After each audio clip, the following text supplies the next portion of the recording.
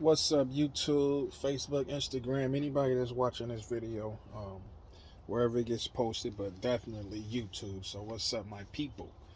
Um, Today, I'm just gonna make this video real quick. I just want to just update you guys on what I got going on. Got a little bit of maintenance going on, and it was very frustrating. Um, it's taken a while, but it's definitely a learning curve, and that's why I'm posting this video because I had no experience with this part of the business. This is carpet cleaning. Um, I own a pressure washing business. I've owned that for about 5 years now, maybe even going into the 6th year. But I decided to add carpet cleaning on this year, and I just got the system in December. And so obviously I'm in Michigan, and December is the winter time. So I'm still dealing with snow. We haven't even gotten into our season yet because of the snow and the colder weather.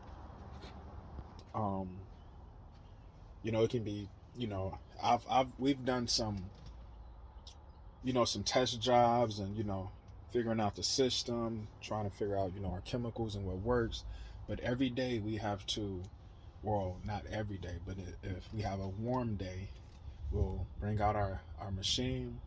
And then every night we have to winterize it because here in Michigan, it can be 50 degrees. Like right now, it's about 40. It don't look 40, but it's about 40 right now.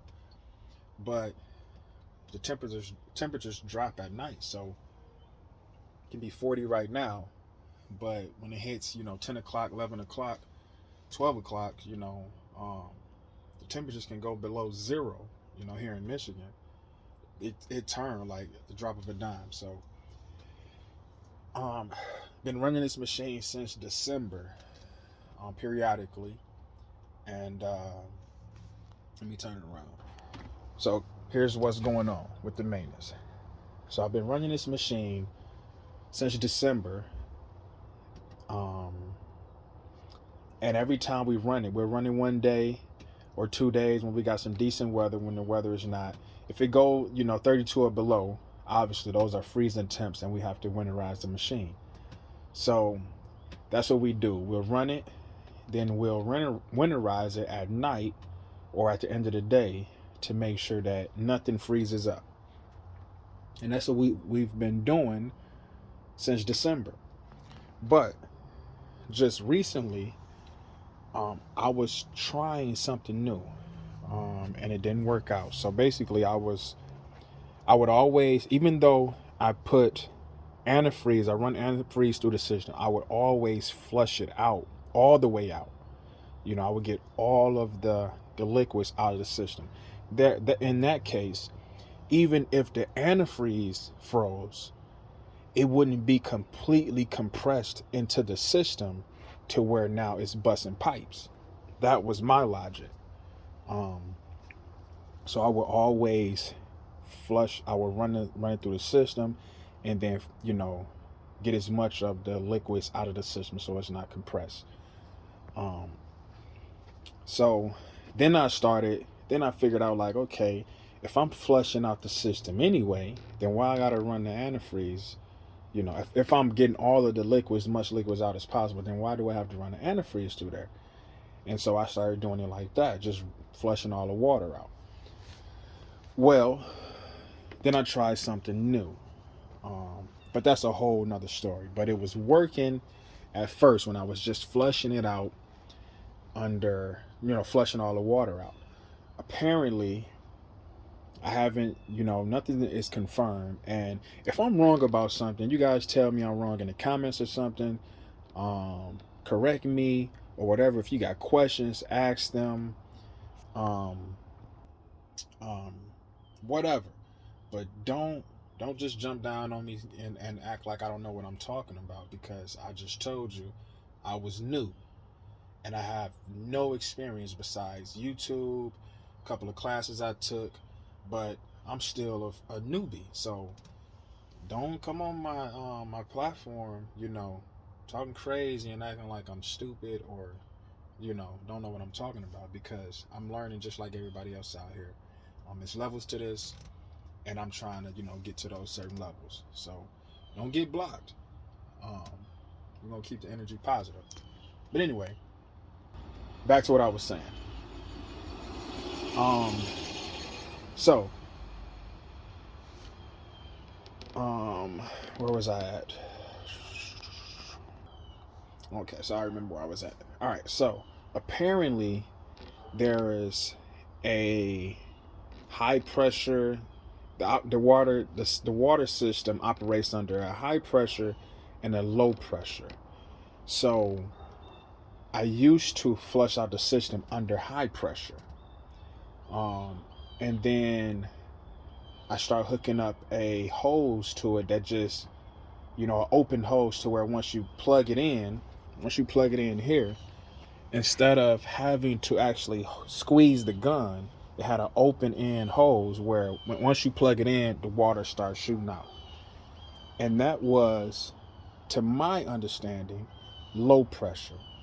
So it was still high pressure still in the system, to my understanding. So if I'm wrong, tell me I'm wrong and correct me. But that's my understanding. So once I start hooking it up, to the new way that I was doing, that's letting all the low pressure out, and the system was still under high pressure, which I didn't know. And then one of the heat exchangers ended up cracking and busting because it was still under high pressure, and the temperatures went below freezing, froze, cracked, and now this is the situation that I'm in. So I took that heat exchanger out. I already gave it to my guy. He's going to see if he can fix it, weld it or something. If he can't, my guy already told me that it's going to, each one of these exchangers are about $200. So doing the maintenance myself and becoming more familiar with the system is my goal. I don't plan to do my maintenance all the time, but becoming familiar with the system is like I said, that's my goal.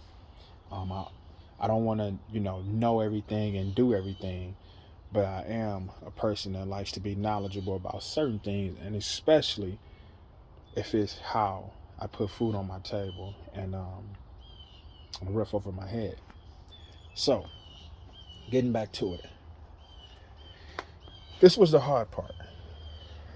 I had to take the seat out, and I had to take the tank out, because they make things so difficult nowadays that, to get to something so small as this, it's so many different things that you got to get around. And that's what happened.